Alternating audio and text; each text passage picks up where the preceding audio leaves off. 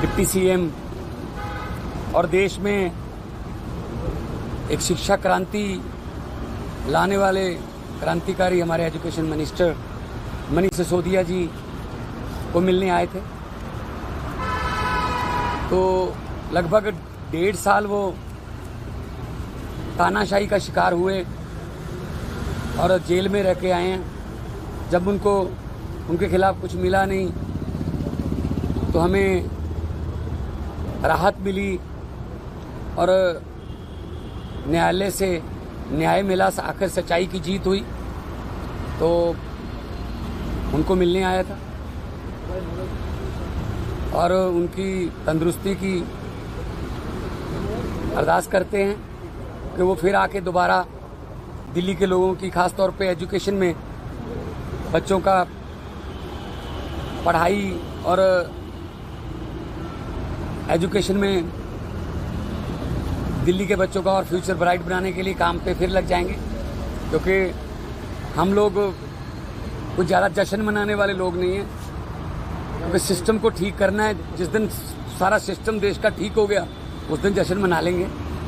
आज अरविंद केजरीवाल जी का जन्मदिन भी है, तो सुनीता केजरीवाल जी को भी मिला और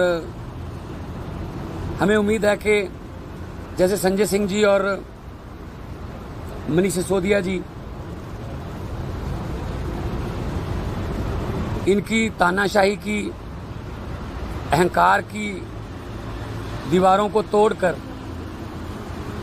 न्यायालय में जाकर सच्चाई की जीत हासिल करके बाहर आए हैं। आने वाले कुछ दिनों में ही आपके इन्हीं कैमरों के जरिए हम अरविंद केजरीवाल जी को भी बाहर आते हुए देखेंगे। क्योंकि इनके पास कुछ नहीं है, इनके पास सिर्फ झूठे पर्चे हैं। एक पर्चे से निकलता दूसरे में डाल देते हैं, सिर्फ ये कि दिल्ली का मुख्यमंत्री जेल में रहे। तो और उसके बाद जेल में नेताओं को, जेल में सत्येंद्र जैन जी को, संजय सिंह जी को, मनीष जी को, अरविंद जी को जेल में करके उसके बाद इन्होंने कोशिश की, बीजेपी ने, जो इनकी आदत है कि पार्टी को तोड़ दें कहीं ना किसी तरीके से, लालच दे लें किसी को, या किसी को वैसे ही डरा लें कि अब कुछ नहीं होगा जी, पार्टी बिखर गई, ये वो। तो मुझे ये बताते हुए खुशी हो रही है, उस संकट के समय में हमारी पार्टी बिल्कुल नहीं टूटी और कोई दरार नहीं है पार्टी में, कोई किसी किस्म का ग्रुपिज्म नहीं है, कुछ नहीं है। इन्होंने अफवाहें बहुत फैलाई, परसेप्शन बनाने की कोशिश की, झूठा प्रचार किया कि शायद अरविंद केजरीवाल मनीष सिसोदिया का नाम ले देंगे, शायद मनीष सिसोदिया अरविंद केजरीवाल का नाम ले देंगे। ऐसे मतलब झूठा प्रचार करते रहे। लेकिन हम किसी और मिट्टी के बने हुए हैं, हम नॉन पॉलिटिकल बैकग्राउंड से आए हुए लोग हैं। हमारे वो टांगे खींचने वाला कल्चर, या एक दूसरे को नीचे दिखाने वाला कल्चर नहीं है। हम वो पत्ते नहीं जो शाख से टूटकर गिर जाएंगे।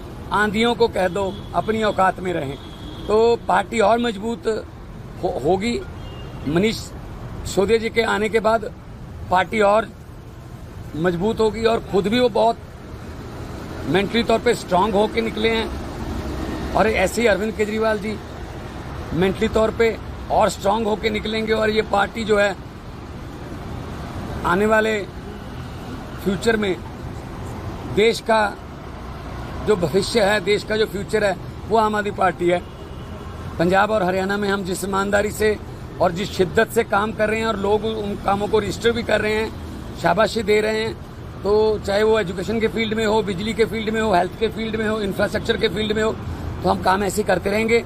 और भले ही हमारे जो है पंजाब स्टेट के जो हक बनता है, बहुत से पैसा इन्होंने रोका हुआ है, चाहे वो आरडीएफ का हो, चाहे एनएचएम का हो, चाहे और डिपार्टमेंट का हो।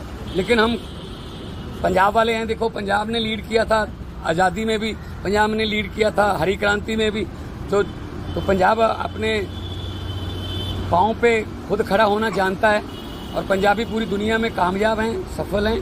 तो ये हमारे पैसे रोक के ये शायद ये जताना चाहते हैं कि पंजाब सरकार झुक जाएगी, या हम कोई भीख थोड़ी मांग रहे हैं, हम अपना हक मांग रहे हैं। और हक जो है वो पंजाबियों को लेना आता है। तो आने वाले दिनों में और भी बड़े बड़े प्रोजेक्ट पंजाब के जनता की भलाई में आपको सुनने देखने को मिलेंगे। कोई क्वेश्चन हो तो बता दीजिए।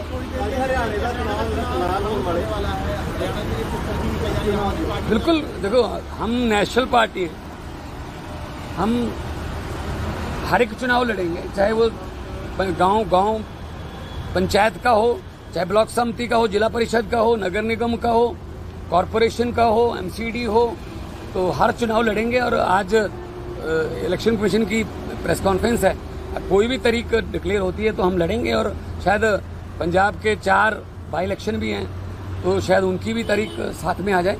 तो हम हर अपना एक एक कार्यकर्ता हमारा जोश में है। और पार्टी के पंजाब के 2.5 साल और यहाँ के 8.5 साल के काम, हम स्कूलों की, अस्पतालों की बातें करते हैं, हम धर्म की या समाज को बांटने वाली नफरत की राजनीति नहीं करते। डॉक्टर हड़ताल पे पंजाब की पूरे देश ने ट्वीट करके कहा है कि इंडिया उनके साथ है उनकी लड़ाई में, आप क्या कहेंगे? नहीं, बिल्कुल इकट्ठे हैं जी। और अहंकार जो था वो 2024 के इलेक्शन में टूटा है।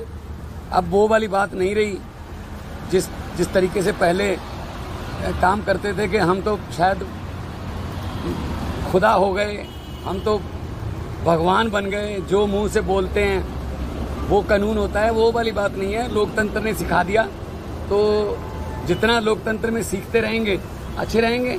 वरना आपको पता ही है, देखा है आपने सबने कि ब्रेकफास्ट ढाका के प्राइम मिनिस्टर हाउस में था, लंच भी रखा हुआ था, 100 बंदे ने मिलना था, लेकिन वो लंच वहाँ के प्रधानमंत्री को नसीब नहीं हुआ। जनता लंच करके गई है उनके घर पे।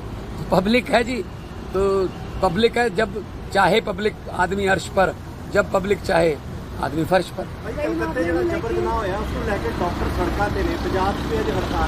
नहीं, देखो बहुत मंदभागी घटना है और इस जमाने च इस तरह की घटना होनी नहीं चाहिए।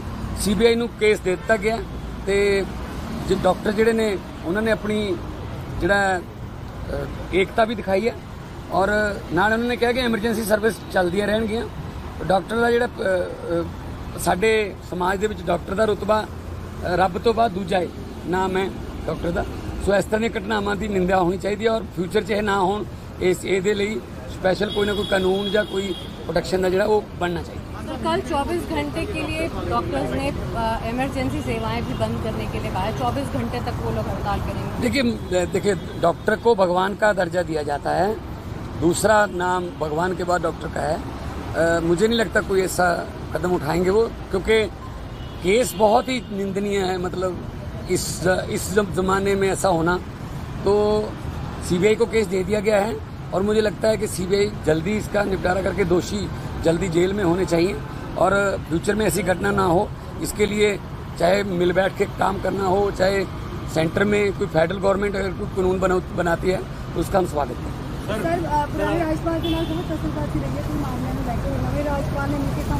बिल्कुल कराएंगे जी, जो राज्यपाल के अधिकार हैं वो अपने अधिकारों का इस्तेमाल करें।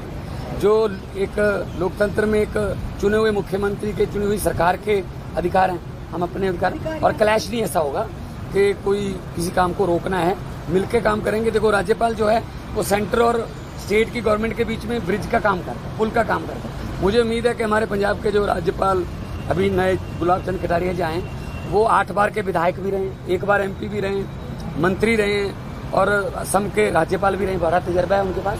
तो हमारा पैसा जो रुका हुआ है वहाँ पे या कुछ बिल रुके हुए हैं, तो मुझे उम्मीद है कि वो, क्योंकि एक बहुत सुलझे हुए और एक्सपीरियंस्ड राज्यपाल हैं,